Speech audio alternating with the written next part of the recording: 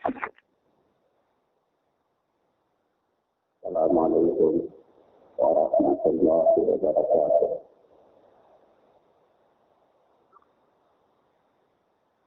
Alhamdulillah hamdan katsiran thayyiban mubarakan fihi kama yuhibbu rabbuna wa yarda. Asyhadu an la ilaha illallah wahdahu la syarika lah wa asyhadu anna Muhammadan abduhu wa rasuluh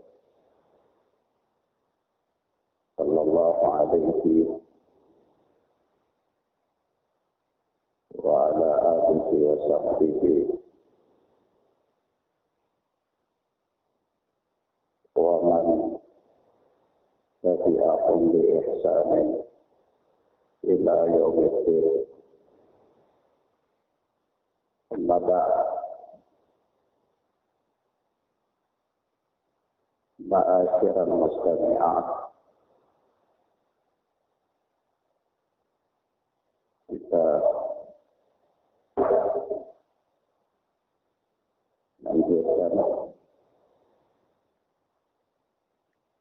pelajaran kita pada sore hari ini. Ya, kita masih sampai pada poin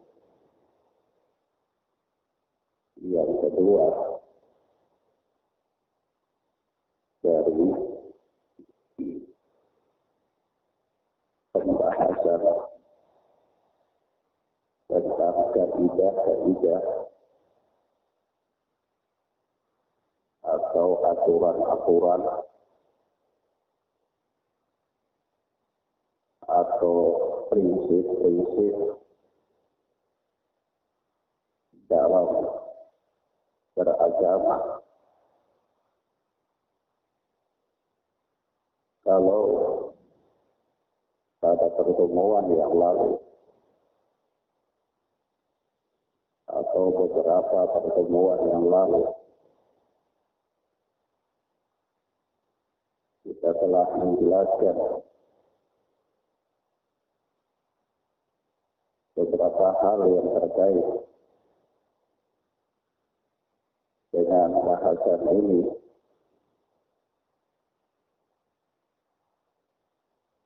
yaitu mengambil ilmu agama atau belajar ilmu agama harus bersumber dari Al-Quran dan Sunnah. Dengan kata lain, seluruh perkara di dalam agama ini harus ada dasar hukumnya. Apakah itu ibadah, apakah dalam persoalan akidah, atau dalam persoalan ibadah. Sehingga seseorang tidak boleh beribadah kepada Allah tanpa ada dasar hukum. Begitu pula tidak boleh seseorang meyakini suatu bentuk keyakinan tertentu kecuali harus dibangun di atas dalil atau dasar hukum. Naam. Sehingga dari sinilah para ulama membuat sebuah kaidah yang mengatakan al-aslu fil ibadah al-hadru al-man'u. Hukum asal di dalam beribadah adalah terlarang dan tidak boleh dikerjakan sampai datang dalil keterangan yang mengatakan hal itu boleh dilakukan. Sebagai contoh, ketika pada awal Islam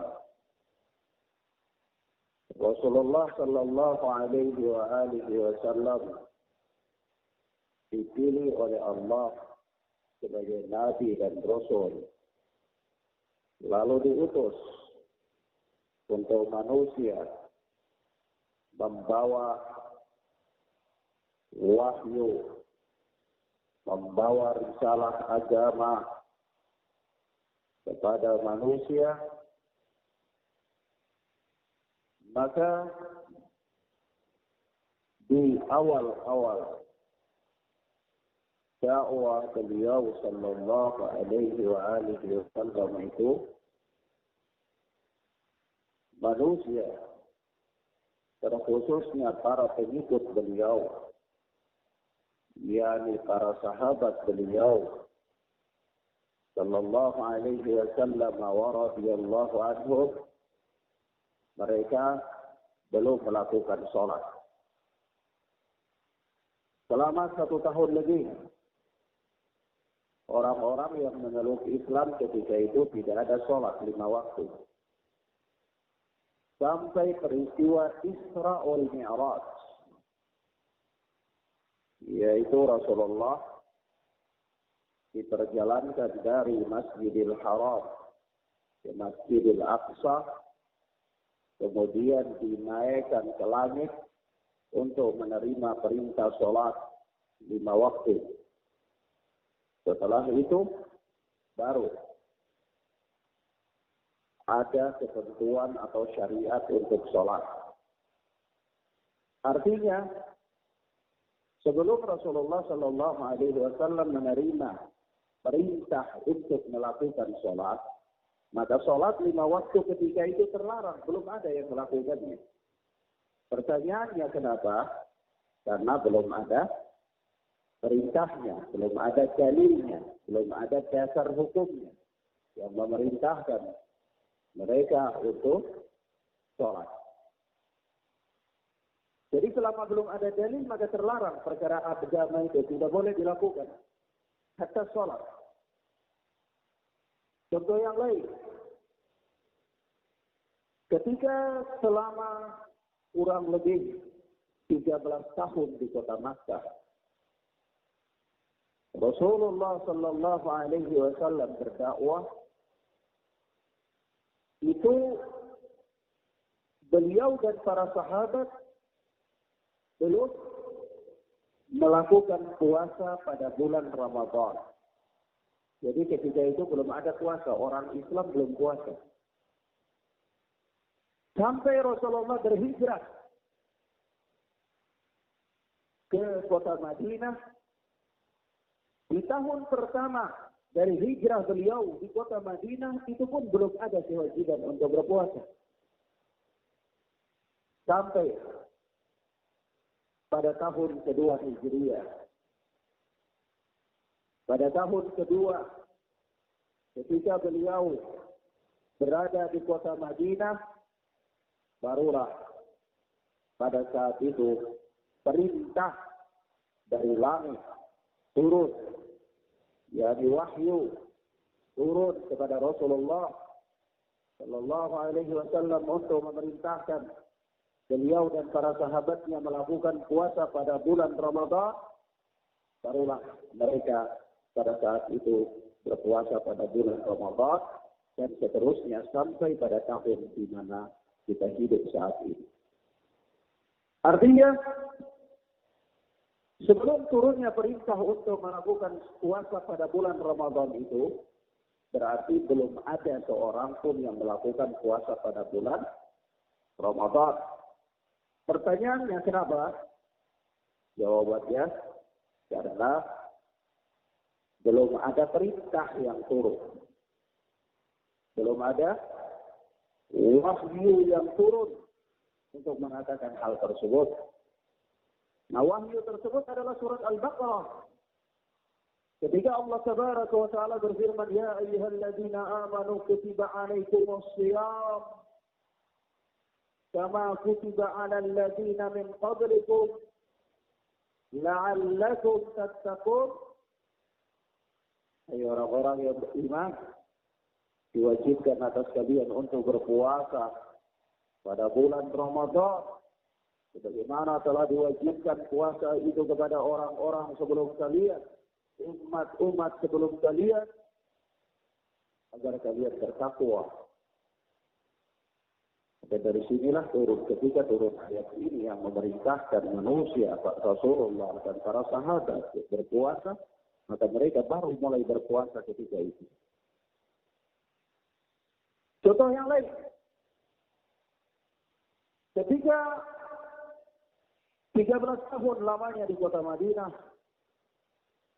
dan kurang di kota Makkah dan kurang lebih 10 tahun lamanya di kota Madinah, Rasulullah Shallallahu Alaihi Wasallam dan para sahabatnya atau kaum muslimin ketika itu mereka belum ada yang melakukan haji karena belum ada perintah untuk melakukan haji. Perintah melakukan haji itu turun dari langit, dibawa oleh Jibril, jadi wahyu kepada Rasulullah Sallallahu Alaihi Wasallam di tahun ke-10 Hijriah. Maka tahun 10 Hijriah itulah tahun mulai ditetapkan kewajiban berhaji bagi setiap kaum muslimin yang mampu melakukan perjalanan ke Baitul Haram. Artinya, tahun-tahun sebelum itu, ketika Rasulullah berada di kota Makkah, maupun ketika beliau sudah berada di kota Madinah, sebelum turun perintah untuk melakukan haji, maka belum ada seorang kaum dari kaum muslimin pun yang melakukan ibadah haji. Pertanyaannya, kenapa? Jawabannya, karena belum ada perintah. Belum ada perintah. Maka dari sini, dan contoh-contoh yang semisal dengan ini, dan dalil-dalil dalam perkara ini, diteliti oleh para ulama, lalu mereka membuat kaidah dalam beribadah, hukum asal dalam ibadah, sebagaimana yang kita katakan tadi, yaitu hukum asal dalam ibadah itu tidak boleh dilakukan, dilarang dilakukan, sampai ada dalil. Pertanyaannya, kenapa kamu sholat? Jawabannya, karena ada dalil perintahkan untuk sholat. Ketika ditanyakan, kenapa engkau berpuasa pada bulan Ramadan? Jawabannya, karena ada dalil yang memerintahkan untuk berpuasa pada bulan Ramadan. Kalau ditanyakan, kenapa engkau tidak melakukan sholat sunnah antara maghrib dan isya 6 rakaat atau 10 rakaat?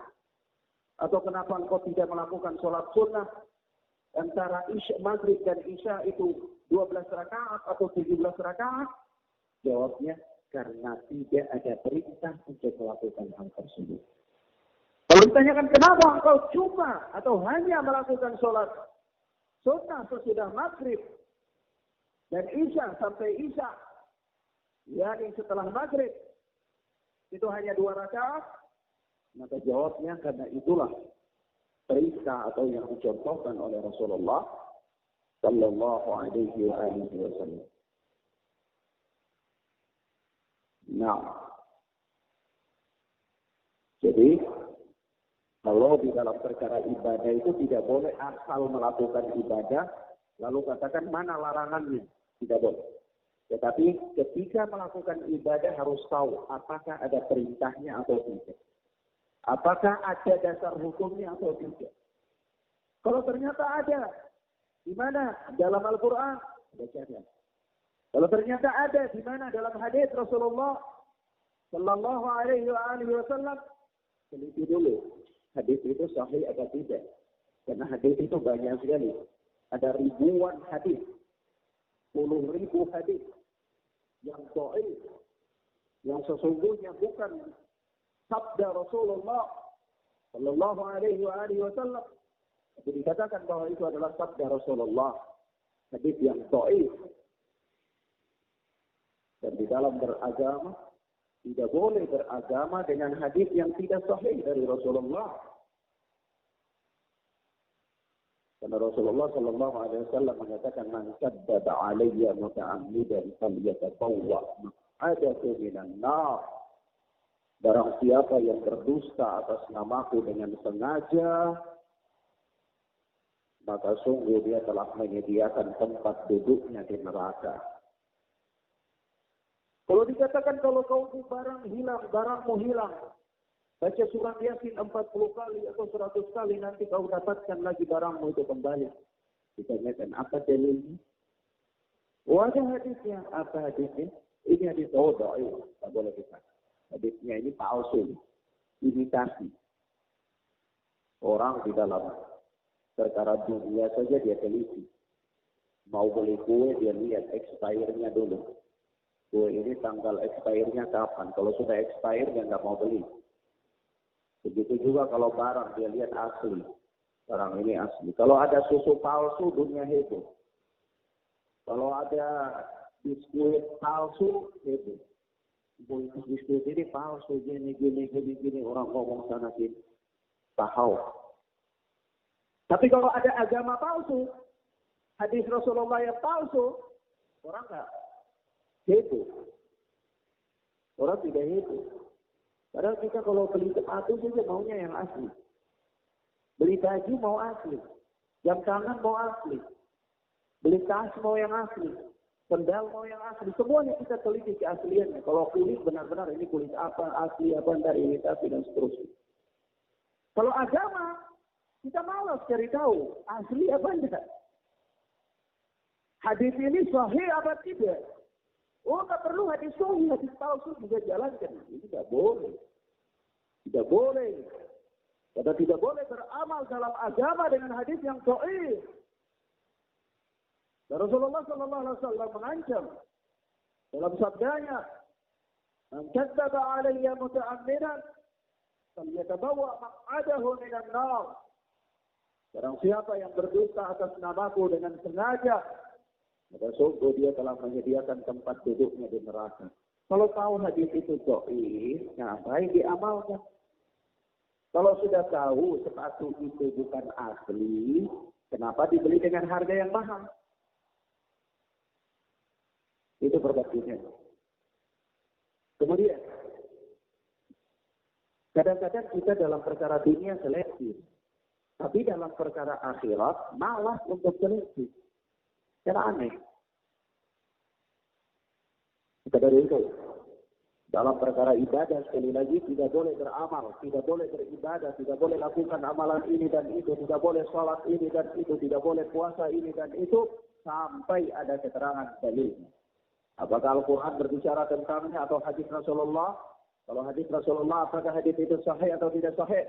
Kalau tidak sahih, ucapkan selamat tinggal terhadap amalan tersebut. Nah, kalau dalam perkara muamalah, perkara kebiasaan, pergaulan, makanan, minuman, maka hukum asalnya adalah al-ibahah. Boleh. Semuanya boleh. Sampai datang keterangan dalil dasar hukum yang mengatakan tidak boleh. Jadi kalau soal urusan makanan-makanan, saya tahu halal apa tidak? Kami nggak mau. Jawabnya halal saja, makan saja. Kenapa? Tidak ada larangan. Tidak ada larangan. Kita cari dalam Al-Quran dan hadis Nabi sampai kita dari mulai hidup sampai meninggal, tidak ada dalam Al-Quran yang mengatakan aku halalkan kepada kalian makan sayur atau buah. Begitu pula ketika kita cari dalam Al-Quran dan Sunnah, tidak ada kita dapatkan satupun dalam Sunnah dan satupun dalam Al-Quran, walaupun satu huruf yang mengatakan aku halalkan kepada kalian sagu. Tidak ada. Tapi kenapa kita makan sagu? Kenapa? Jawabannya, karena tidak ada larangannya. Iya. Perhatikan baik-baik. Kalau dalam ibadah, tidak boleh dilakukan. Kenapa kita melakukannya? Karena ada dalil. Jadi kalau tidak ada dalil, tidak boleh dilakukan. Tapi kalau dalam hal muamalah, makanan, minuman, pakaian, dan seterusnya, pergaulan, adat, istiadat, dan seterusnya, selama tidak ada larangan, maka kita lakukan. Lakukan saja. Kalau ada larangan, berhenti di situ, karena itu dilarang. Makan singkong, makan saladi, dan seterusnya. Itu semua tidak ada larangan. Mereka silakan makan es krim, ya, tidak ada larangan. Maka silakan makan, karena tidak ada larangan. Sampai ada larangan. Sehingga dikatakan, kenapa tidak makan tadi? Jawabnya, karena ada larangan. Maka dari itu Allah katakan, yang dilarang saja yang Allah katakan dalam hal-hal makanan, hal pakaian, hal pergaulan, dan seterusnya. Itu Allah katakan, Hurrimat alaikumul maitatu wa damu wa lahmul khinzir. Diharamkan bagi kalian makan bangkai, minum darah, dan daging babi. Diharamkan. Jadi kita tidak melakukan. Perhatikan baik-baik kaidah ini. Kalau dalam hal makanan-makanan, minuman, pakaian, kebiasaan hari-hari, selama tidak ada larangan, lakukan. Kalau ada larangan, jangan. Dalam perkara ibadah, tidak boleh beramal sampai ada perintah. Kalau tidak ada perintah, jangan dilakukan. Nah, paham ya? Ini kaidah yang agung. Ini aturan yang agung. Ini prinsip yang agung dalam beragama. Kenapa? Kalau seseorang beragama dengan sesuatu yang tidak diajarkan oleh Nabi Sallallahu Alaihi Wasallam, maka amalannya itu tertolak dan tidak mendapatkan pahala di sisi Allah, meskipun dia menganggapnya baik. Kenapa bisa? Nah, Rasulullah Sallallahu Alaihi Wasallam mengatakan, "Man amila amalan laisa alaihi amruna fa huwa raddun." Barang siapa yang beramal dengan satu amalan yang tidak ada contohnya, tidak ada perintahnya dari kami, maka amalan itu tertolak. Amalan itu tertolak, mardudun, tidak diterima, tidak diberikan pahala oleh Allah. Inilah yang di dalam istilah agama namanya bid'ah, perkara-perkara baru yang diada-adakan oleh manusia. Dan Rasulullah Sallallahu Alaihi Wasallam mengatakan, "Kullu bid'atin dhalalah, wa kullu dhalalatin finnar." Setiap bid'ah itu adalah sesat, dan setiap kesesatan itu diancam dengan neraka. Baik. Yang kedua,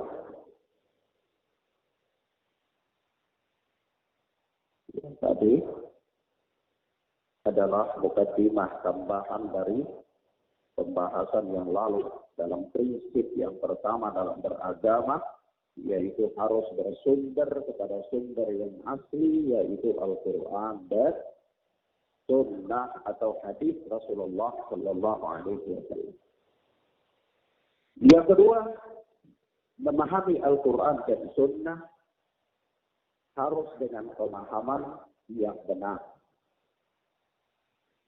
Perhatikan, kalau kita sudah semangat beragama dengan Al-Quran dan Sunnah, maka tidak boleh hanya semata-mata dengan Al-Quran dan Sunnah saja, karena nanti juga bisa sesat. Jadi Al-Quran dan Sunnah itu harus dipahami dengan pemahaman yang benar. Pemahaman yang benar itu pemahaman siapa?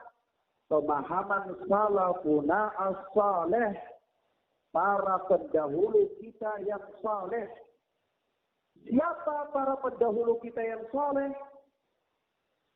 Para pendahulu kita yang soleh itu adalah para sahabat yang pertama. Imam mereka adalah Rasulullah. Rasulullah adalah Nabi, Rasul yang diutus kepada manusia untuk mengajarkan mereka tentang agama Islam ini. Jadi Rasulullah Shallallahu Alaihi Wasallam adalah orang yang pemahamannya paling fasih, paling benar terhadap agama Islam ini. Kenapa? Karena beliaulah yang mengajarkan agama Islam itu kepada kita. Dalam persoalan dunia misalnya, kalau seorang insinyur teknik dia buat sepeda motor, maka yang paling paham terhadap sepeda motor itu adalah dia, karena dia adalah ahli yang membuat. Lalu orang-orang yang memakainya itu harus mengikuti peraturan dia, harus mengikuti aturan dia, aturan pakai, aturan perawatan, dan seterusnya yang diajarkan.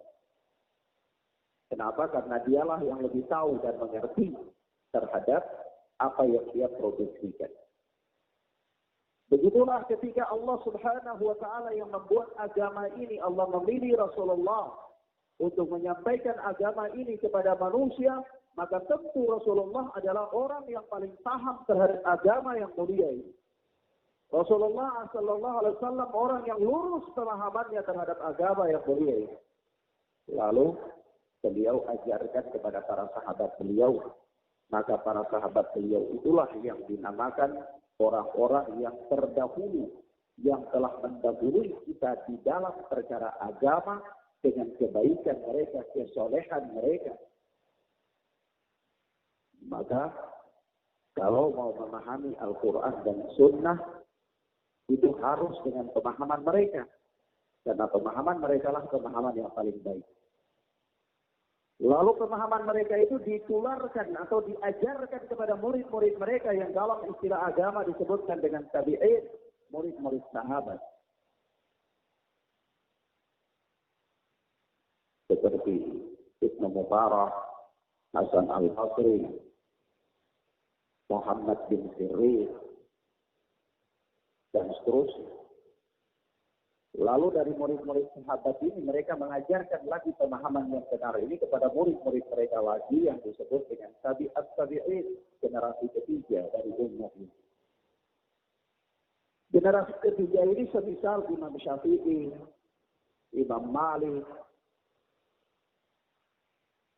dan seterusnya.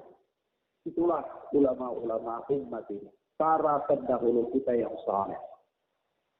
Jadi kalau kita sudah beragama kembali kepada Al-Quran, kembali kepada Sunnah, maka jangan lupa harus ada satu syarat untuk memenuhi syarat memenuhi kelurusan pemahaman terhadap Al-Quran dan Sunnah ini, yaitu Al-Quran dan Sunnah tersebut harus dipahami dengan pemahaman para pendahulu kita yang saleh. Dengan bahasa bebasnya harus dipahami dengan pemahaman Rasulullah, para sahabat, para tabi'in, dan para tabi'in. Kenapa? Karena mereka adalah orang-orang yang saleh, mereka adalah orang-orang yang selamat, dan mereka adalah orang-orang yang dijamin dengan surga.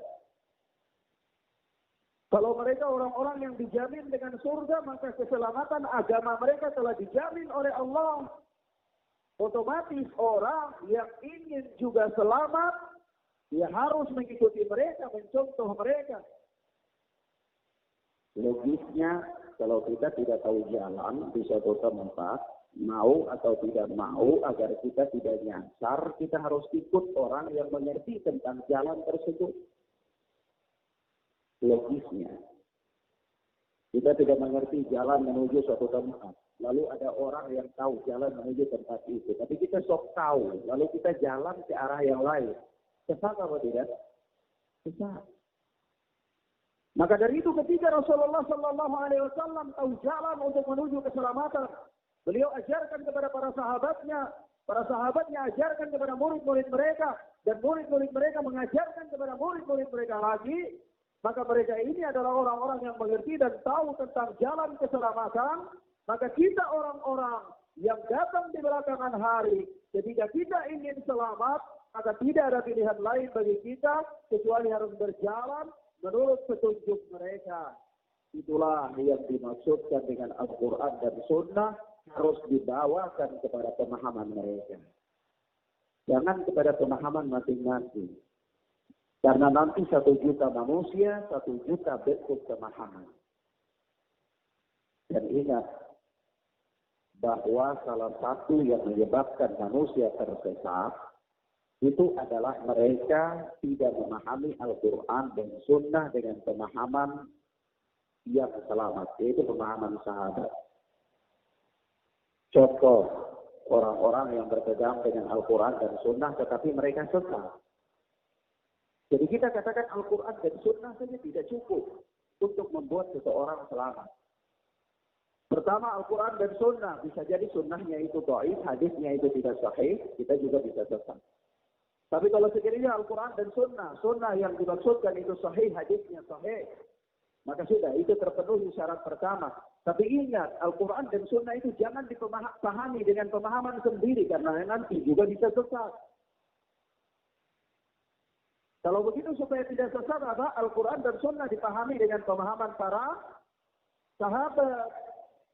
Kenapa? Karena Allah telah mengatakan tentang mereka dalam Al-Quran surat At-Taubah ayat yang ke-100. As-sabiqun al-awwaluna minal muhajirin wal ansar walladzina ittaba'uuhum biihsan radhiyallahu anhum wa radu anhu wa a'adda lahum jannatin tajri tahtaha al-anhar khalidina fiha abada dzalikal fawzul 'azim.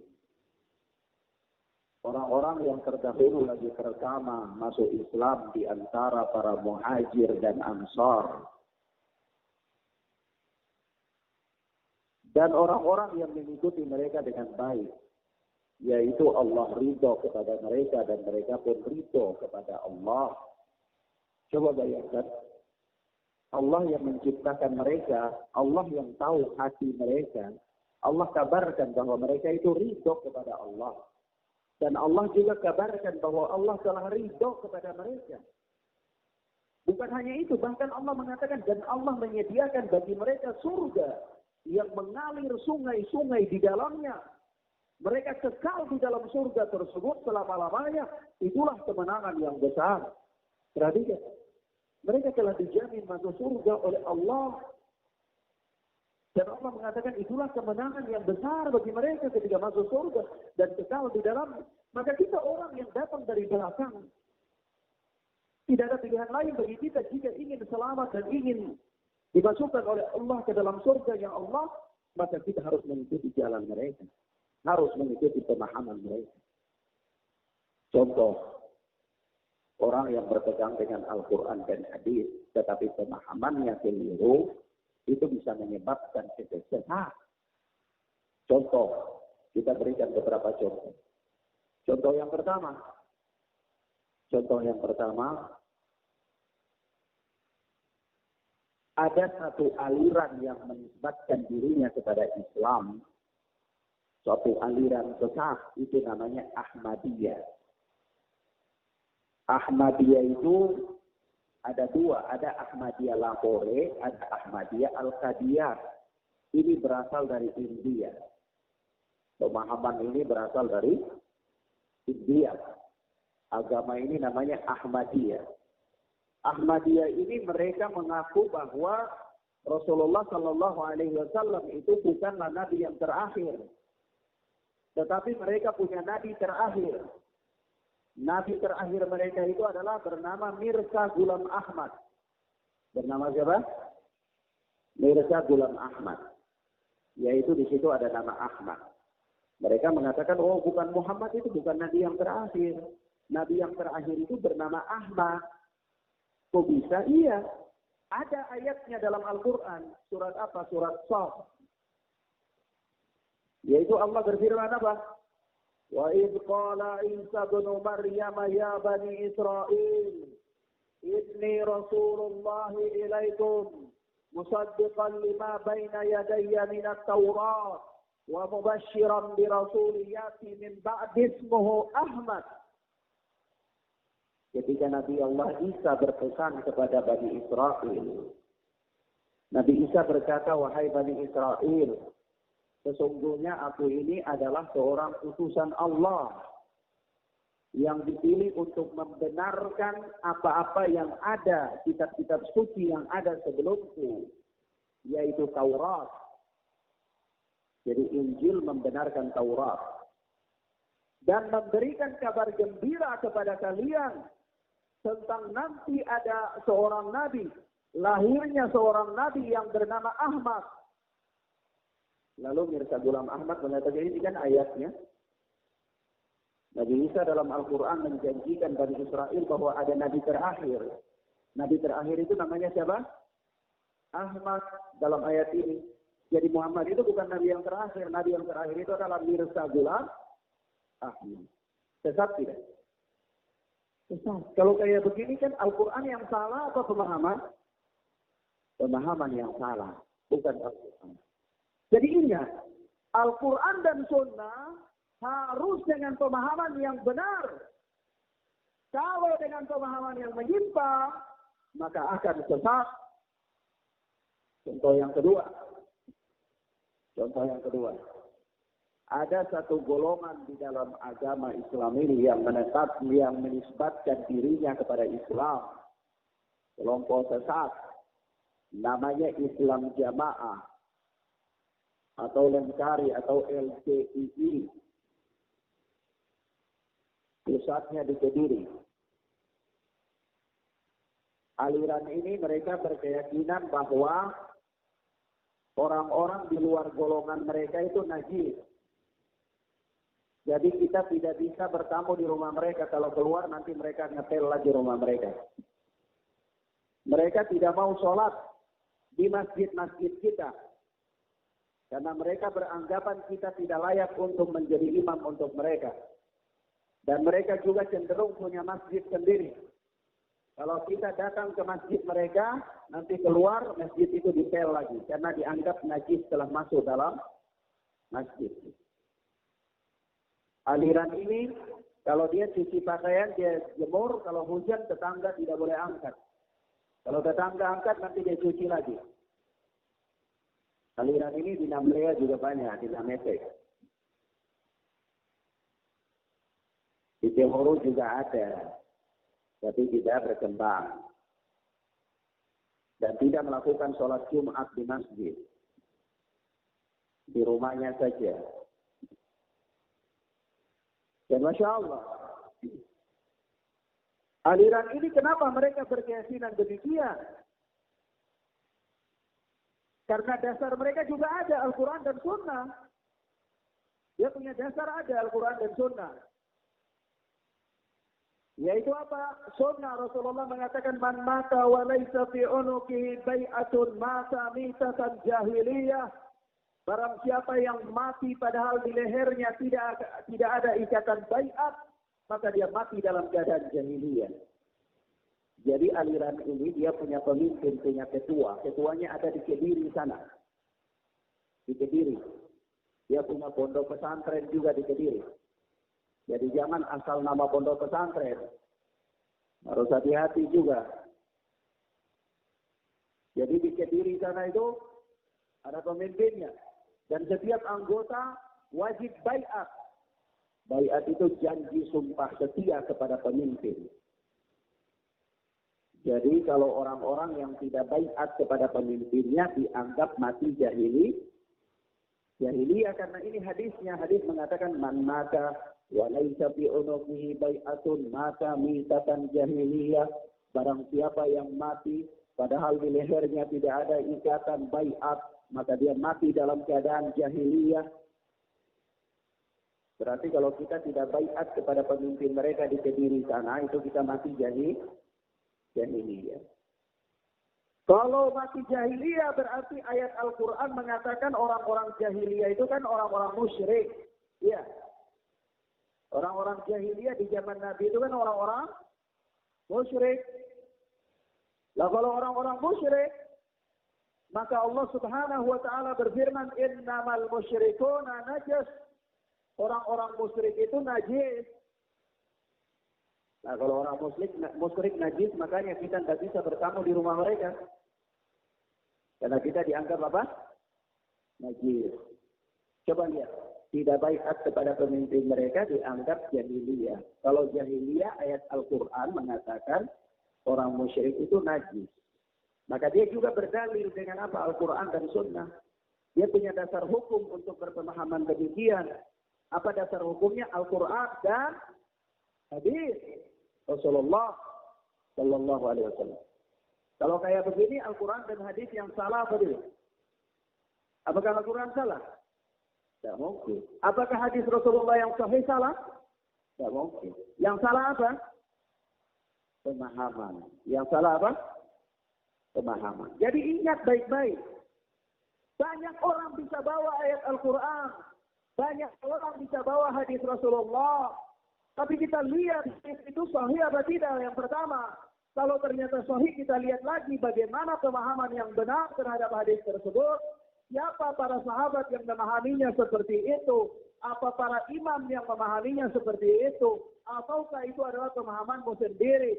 Atau pemahaman gurumu? Atau pemahaman pencetus gerakanmu itu? Jadi ini butuh ilmiah. Butuh apa? Ilmiah. Butuh belajar memang. Tidak bisa buat mimpi. Kita masak nasi goreng, tiba-tiba jadi ustaz. Tidak mungkin. Penjual bakso jadi ustazah. Belajar agamanya di mana? Maka hati-hati. Hati-hati. Jangan asal punya semangat belajar. Tidak boleh. Dan jangan asal bunyi Al-Quran dan Sunnah. Tidak boleh. Harus Al-Quran dan Sunnah dengan pemahaman yang benar. Pemahaman yang apa? Yang benar. Pemahaman siapa pemahaman yang benar? Pemahaman para sahabat dan para tabi'in dan para tabi'at wa tabi'in. Contoh yang ketiga. Contoh yang ketiga terhadap tentang orang-orang yang menggunakan Al-Quran dan Sunnah tapi sesat. Yaitu ada sekelompok manusia yang pemahaman sempalan dalam agama. Kalau menurut istilah agama namanya kelompok Khawarij. Kelompok Khawarij itu dalam bahasa modern, bahasa Indonesia namanya kelompok radikal. Kelompok apa? Radikal. Kelompok radikal itu mereka mudah mengkafirkan kaum muslimin. Mudah membunuh orang-orang. Gampang melakukan pengeboman. Bom-bom bunuh diri katanya. Bom syahid. Dinamakan dengan bom apa? Bom syahid. Apa dasar hukumnya? Ada dasar hukumnya. Al-Quran, surat Al-Ma'idah.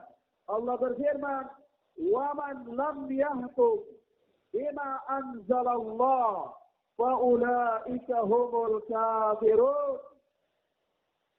Barang siapa yang tidak berhukum dengan Al-Quran dan Sunnah, atau barang siapa yang tidak berhukum dengan apa yang Allah turunkan, maka mereka itu orang-orang kafir. Perhatikan. Mereka orang-orang kafir. Pertanyaannya, negara Republik Indonesia ini berhukum dengan apa? Apa undang-undang dan pasal-pasal yang dijadikan sebagai konstitusi negara Indonesia ini apa?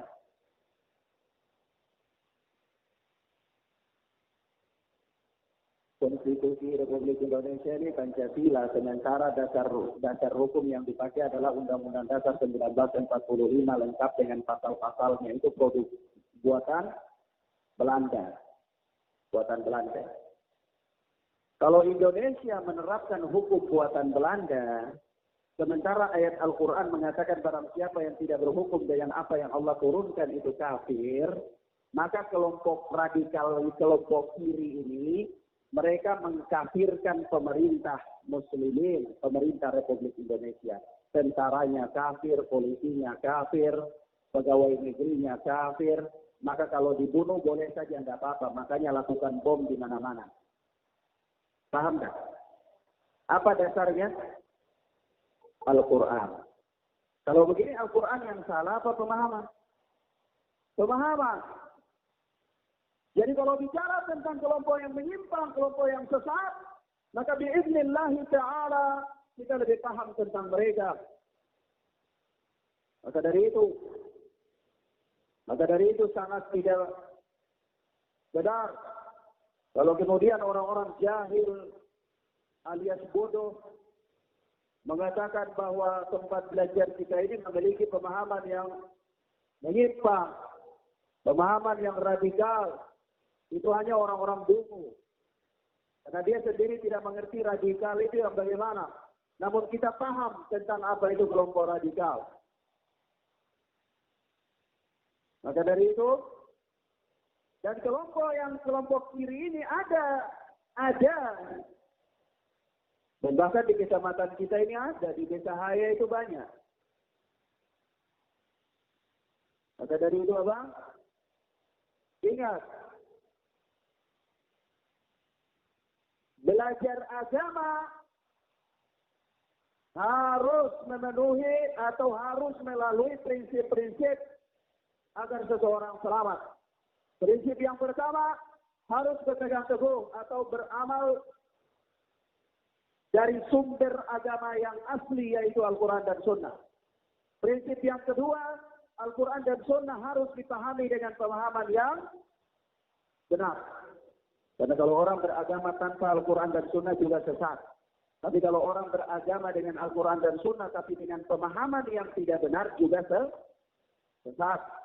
Kita ingat, harus dengan pemahaman yang apa? Yang benar.